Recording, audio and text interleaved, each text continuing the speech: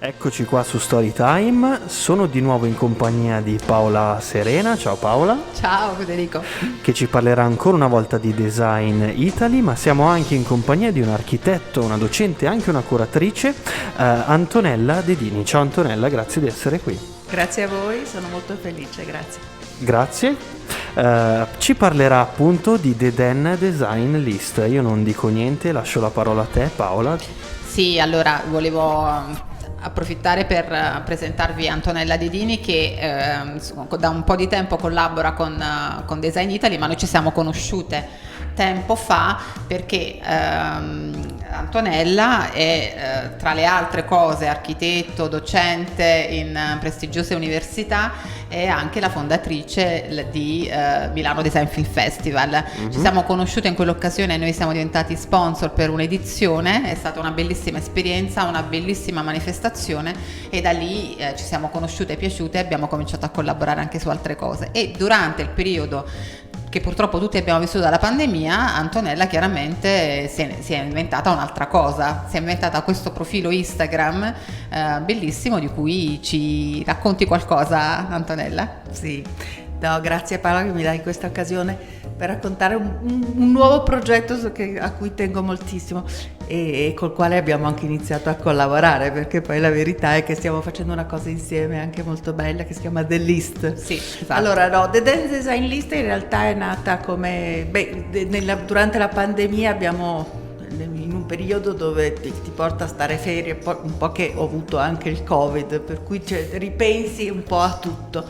Pensare a quello che è sempre stato il mio obiettivo è trovare il mezzo giusto per comunicare quello che è il mio argomento, che è il mondo del design e dell'architettura. Certo.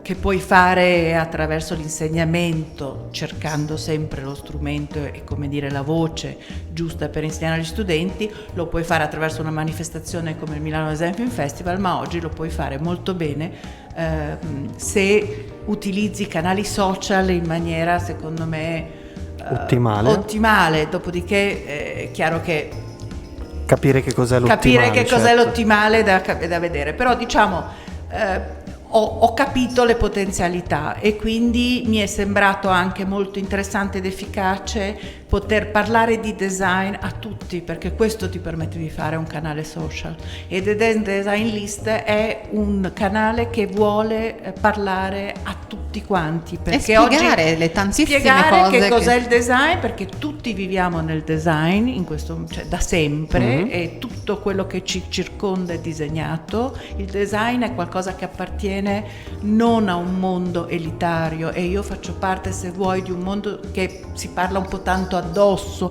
o fra di loro di questo argomento, cosa che invece il design è un argomento che interessa a tutti. Non è esclusivo ma inclusivo. È inclusiva, ma lo abbiamo visto anche durante la pandemia quanto è importante il design, quanto è importante avere una casa ben disegnata, quanto è importante avere degli oggetti intorno a noi ben efficienti, funzionali, oppure semplicemente la pandemia ci ha fatto riscoprire gli oggetti che abbiamo e che trascuravamo, no? Certo. Ecco, conoscere che cosa c'è dietro le cose, cioè quindi che cosa c'è dietro un oggetto, come è fatto, perché è stato fatto, chi l'ha disegnato, qual è il pensiero di chi l'ha disegnato per arrivare a realizzare qualcosa che possa essere utile. La storia e motivi, oppure anche l'utilità per me non è solo funzionalità, è anche far provare un'emozione a chi usa un certo oggetto. Okay. Quindi insomma The Design List è un profilo che è un po' anomalo perché è il primo profilo che,